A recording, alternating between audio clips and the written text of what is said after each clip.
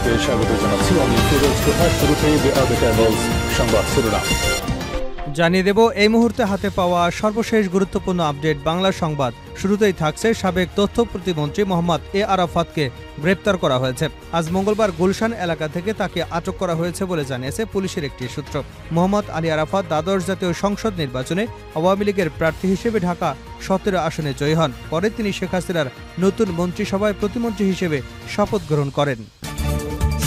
এবারে জানাবো মাইকে ঘোষণা দিয়ে দুগ্রামবাসীর সংঘর্ষ, আহত ৫ শতাধিক। হবিগঞ্জের বাহুবলে পাওনা টাকাকে কেন্দ্র করে মসজিদের মাইকে ঘোষণা দিয়ে দুগ্রামের মানুষের মাঝে সংঘর্ষের ঘটনা ঘটেছে। ১০ ঘণ্টাব্যাপী সংঘর্ষে মিরপুর বাজার রণক্ষেত্রে পরিণত হয়। এতে ধাওয়া পাল্টা ধাওয়ায় সাংবাদিক সহ কমপক্ষে ৫ শতাধিক এলাকাবাসী আহত হয়েছেন। এ সময় বশির প্লাজার সামনে থাকা একটি মোটরসাইকেলও পুড়িয়ে দেন সংঘর্ষকারীরা।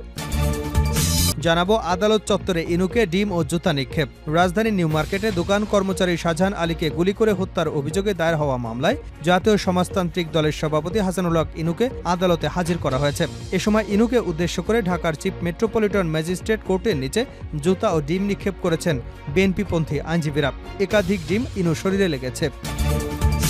জানিয়ে দেব স্বৈরাচারের দোসররা প্রতিবিপ্লবের ষড়যন্ত্র করছে। বিএনপির সিনিয়র যুগ্ম মহাসচিব রুহুল কবির রিজভী বলেছেন, স্বৈরাচারের পতন হলেও স্বৈরাচারের পোকামাকড় বিভিন্ন প্রতিষ্ঠানে নানা ধরনের বিশৃঙ্খলা চেষ্টা করছে।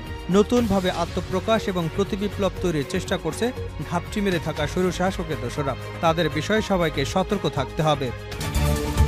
এদিকে সাবেক ডিবি প্রধান হারুনের দেশত্যাগে নিষেধাজ্ঞা।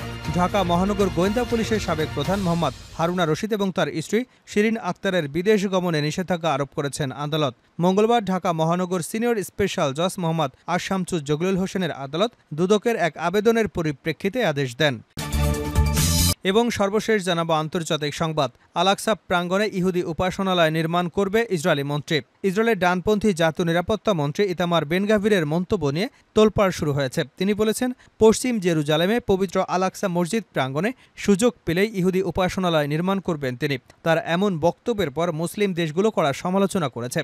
মঙ্গলবার কাতার ভিত্তিক সংবাদ মাধ্যম আল জাজিরার অনলাইন প্রতিবেদনে এ তথ্য জানানো হয়েছে। এতক্ষণ শিরোনাম শুনছিলেন, এবার বিস্তারিত। প্রিয় দর্শক, আপনি যদি এই চ্যানেলে নতুন হয়ে থাকেন, ভিডিওটি দেখতে দেখতে চ্যানেলটি সাবস্ক্রাইব করে আমাদের সঙ্গে থাকুন। আর এই ভিডিও সম্পর্কে আপনি আপনার মূল্যবান মতামতটি কমেন্ট বক্সে জানিয়ে দিন। আর হ্যাঁ প্রিয় দর্শক, জানিয়ে দিন ভিডিওটি কোথা থেকে দেখছেন।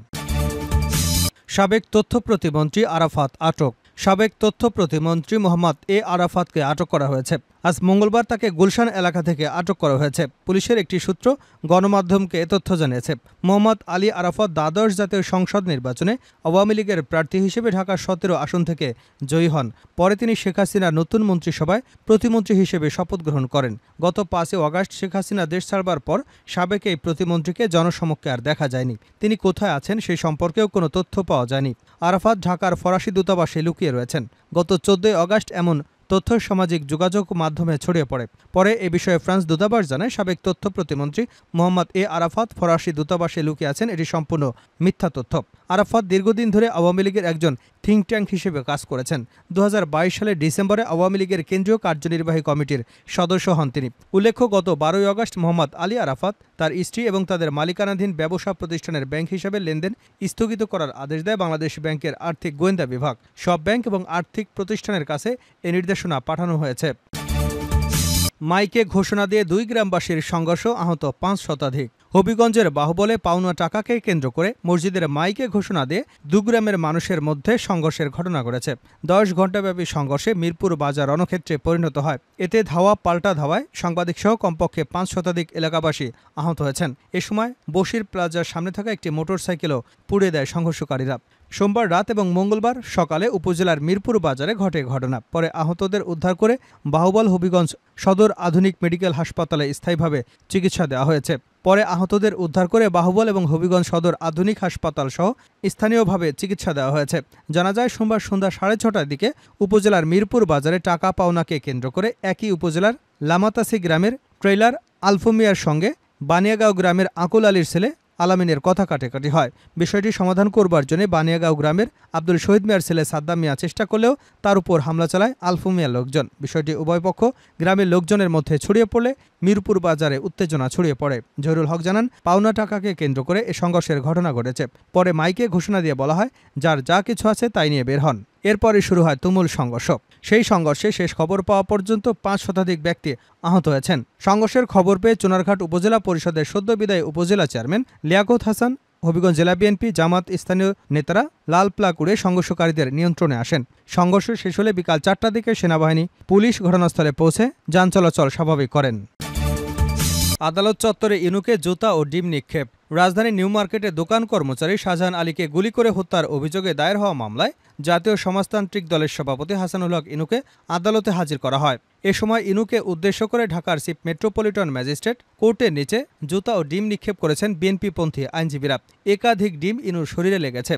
মঙ্গলবার বিকাল ৫টা ১০ মিনিটের দিকে সিএমএম কোর্টের নিচে ঘটনা ঘটে। এ সময় আইনজীবীরা ইনুর গায়ের চামড়া তুলে নেব আমরা, ফাঁসি ফাঁসি ফাঁসি চাই, ইনুর ফাঁসি চাই বলেও স্লোগান দিতে থাকেন। এর আগে বিকাল ৪টা ৫০ মিনিটে ঢাকা মহানগর গোয়েন্দা পুলিশের একটি দল ইনুকে সিএমএম কোর্টে নিয়ে আসে। নিরাপত্তার প্রয়োজনে তাকে বহনকারী গাড়ির সামনে পেছনে পুলিশের ৩টি প্রোটেকশন ছিল। আদালত সূত্রে জানা গেছে, ঢাকার মেট্রোপলিটন ম্যাজিস্ট্রেট আলী হায়দারের আদালতে এই রিমান্ড শুনানি অনুষ্ঠিত হয়। এর আগে সোমবার বিকেলে উত্তরার একটি বাসা থেকে ইনুকে গ্রেপ্তার করে ডিবির একটি টিম।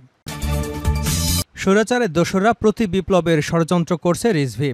বিএনপির সিনিয়র যুগ্ম মহাসচিব রুহুল কবির রিজভী বলেছেন, স্বৈরাচারের পতন হলেও স্বৈরাচারের পোকামাকড় বিভিন্ন প্রতিষ্ঠানে নানা ধরনের বিশৃঙ্খলা সৃষ্টির চেষ্টা করছে, নতুনভাবে আত্মপ্রকাশ এবং প্রতিবিপ্লব তৈরির চেষ্টা করে যাচ্ছে।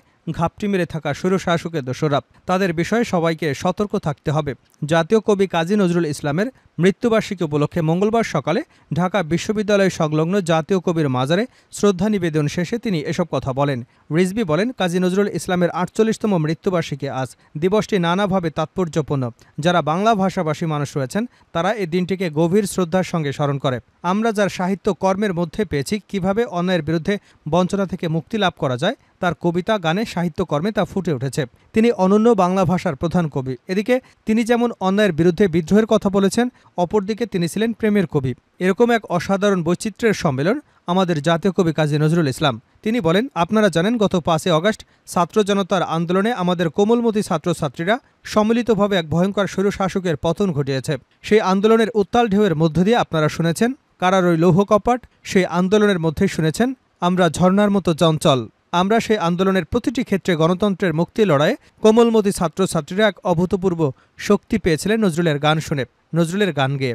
রিজভী বলেন, আজও আমাদের প্রেরণা দেয় অত্যাচারের বিরুদ্ধে কিভাবে লড়াই করতে হবে।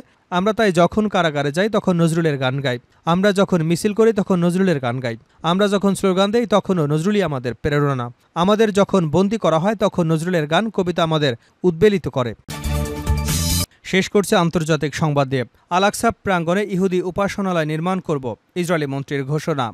ইসরায়েলের ডানপন্থী জাতীয় নিরাপত্তা মন্ত্রী ইতামার বেন-গাভিরের মন্তব্য নিয়ে তোলপাড় শুরু হয়ে গেছে। তিনি বলেছেন, পশ্চিম জেরুজালেমে আল-আকসা মসজিদ প্রাঙ্গণে সুযোগ পেলে ইহুদি উপাসনালয় নির্মাণ করবেন। তার এমন বক্তব্যের পর মুসলিম দেশগুলো কড়া সমালোচনা করেছে। মঙ্গলবার কাতার ভিত্তিক সংবাদ মাধ্যম আল জাজিরার অনলাইন প্রতিবেদনে এ তথ্য জানানো হয়েছে। সোমবার আর্মি রেডিওকে ইসরায়েলি এই মন্ত্রী বলেছেন, সম্ভব হলে তিনি আল-আকসা প্রাঙ্গণে সিনাগগ অর্থাৎ ইহুদিদের উপাসনালয় নির্মাণ করবেন। সাক্ষাৎকারে বেন-গাভির আরও বলেন, আমার চাওয়া অনুযায়ী যদি সবকিছু করতে পারতাম তাহলে এই জায়গায় একটি ইসরায়েলি পতাকা লাগাতাম। ইসরায়েলি মন্ত্রীর এমন বক্তব্যের প্রতিবাদ জানিয়েছে জর্ডান, সৌদি আরব সহ আরও অনেক দেশ। এ নিয়ে ইসরায়েল সরকারের নীতিমালা নিয়েও প্রশ্ন তুলেছেন অনেকেই। আল-আকসা প্রাঙ্গণ ইসলামের তৃতীয় পবিত্রতম জায়গা এবং ফিলিস্তিনিদের জাতীয় পরিচয়ের প্রতীক। মিডল ইস্ট মনিটরের প্রতিবেদনে বলা হয়েছে, আন্তর্জাতিক একটি দীর্ঘস্থায়ী চুক্তি অনুযায়ী ইহুদিদের আল-আকসায় প্রার্থনা করার অনুমতি নেই। ২০২২ সালের ডিসেম্বরে জাতীয় নিরাপত্তা মন্ত্রী হিসেবে ক্ষমতায় বসার পর আল-আকসায় অন্তত ৬ বার যান বেন-গাভির। এ নিয়ে তীব্র নিন্দার কবলেও পড়েন তিনি।